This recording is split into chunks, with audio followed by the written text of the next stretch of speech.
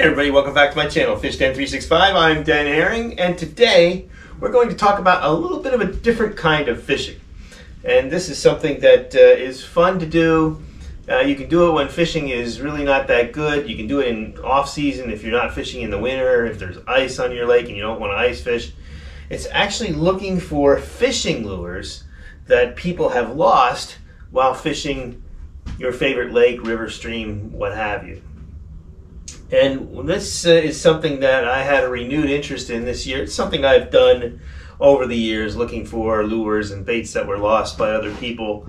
The nice thing about this is that, you know, what you find isn't so valuable that you feel you have to find the owner, but it could be quite valuable to you in the information that it gives, and that oftentimes what you find hanging in these trees or sitting on the bank are lures that may have been working for people. And so it's always interesting to see what other people are throwing and what they're using to try and catch fish.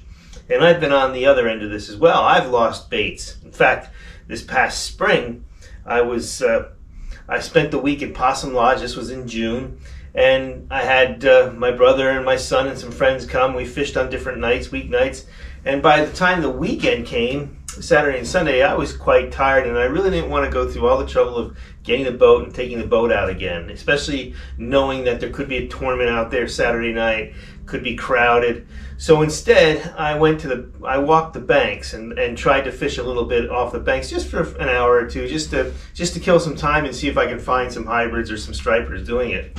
And I started by going to the dike, and I remember a boat coming by and they were fishing, and I was watching them, and they were using some kind of top water that sounded like a little bit like a buzz bait. And I couldn't see what it was, but it sounded like a buzz bait or a whopper plopper, that kind of thing. And then I remember going to another spot. It was where a roadbed comes in the water, and another guy was fishing off the shore and was throwing that exact same bait. It made the exact same noise, which is how I knew that they were throwing the same bait. Fast forward the clock a little bit, that same night I go down to the boat ramp. This is the Fish Commission boat ramp, Manangan Cove, and I start to listen for hybrids and stripers hitting, and sure enough, right near the dock there was one or two hybrids working in a little area right next to the bank. So I stood on the dock and was casting one of my favorite lures for them, which was the top dollar. That darn top dollar now goes for, you know, $80, $90 on eBay because they don't sell it anymore. It's out of production. Anyway, I ended up getting excited because the same hybrid kept hitting over and over, and I was trying to get it right over him, and I ended up throwing it into a tree. And it was pretty high up, and I didn't have the boat, and there was no way I can get it and reach it. So I cut the line, and I thought, well, I'll come back down sometime in the near future and see if I can find it. Well, another week or so goes by, and I find myself there, and I look up in that same tree, and it was like Christmas. There were all these baits. It was like ornaments. It was all these baits hanging from this tree. There was a Rapala that I noticed. There was a lipless crankbait up there. There was a topwater up there that wasn't mine. In fact, I got that one. It was this real little, tiny little whopper plopper. And then later when I tried it in the water, I realized that was the same noise I was hearing. So some of the guys were using this whopper plopper as a topwater lure to catch those stripers and hybrids. And I never tried it for that, but the thing has a really good action. A lot of people like this bait and this size bait. Great smallmouth lure. So, you know, I got a good bait out of the deal. Unfortunately, my top dollar was too high in the tree, and by the time I got a pole or something to get it down, someone else had gotten it. They cut the branch, and someone saw it up there and realized what it was and got my bait. But I was able to get a whopper plopper out of the deal, and I have quite a few top dollars still in my arsenal here, so I'm not too concerned about it, although that particular top dollar caught me a lot of fish. So that's the story of the little whopper plopper here, and got a nice little bait there.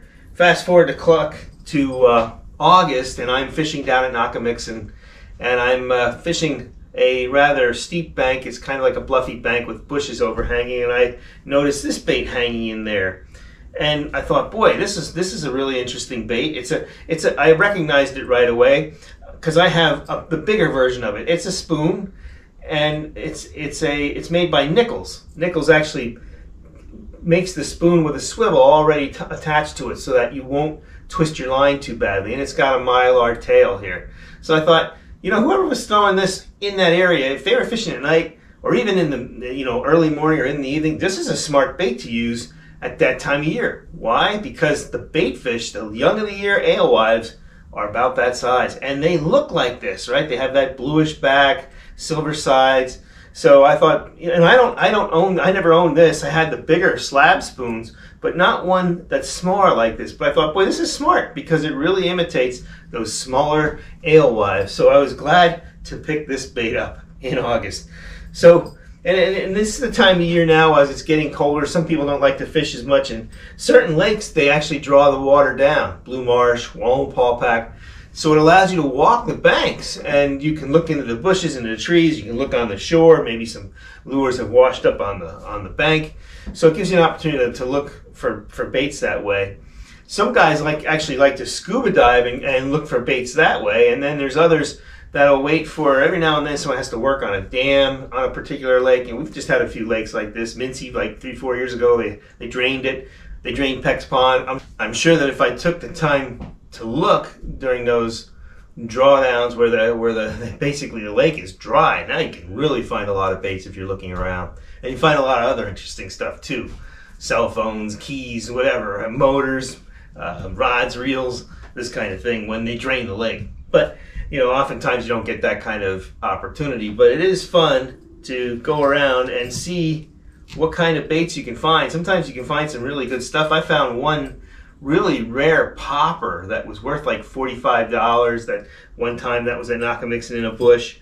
And it's always interesting to me to see what other people are fishing, what they're throwing, and this is a way that you can do that. And it's a way that you can collect some lures without maybe having to go to the tackle store and pay for them. So something for your consideration: fishing for lures instead of fish, and picking out a day that makes sense to do that. It could be a fun day. If you have kids, it's something that you can do with the kids. It's kind of fun looking around for that kind of thing.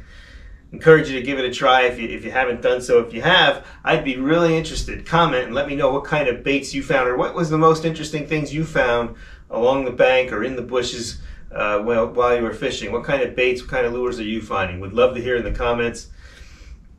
If you liked the video, give me the thumbs up. Don't forget to subscribe to the channel. Keep it tuned here. We'll have another one coming real soon. And until next time, be safe out there, and as always, may God bless your fishing endeavors.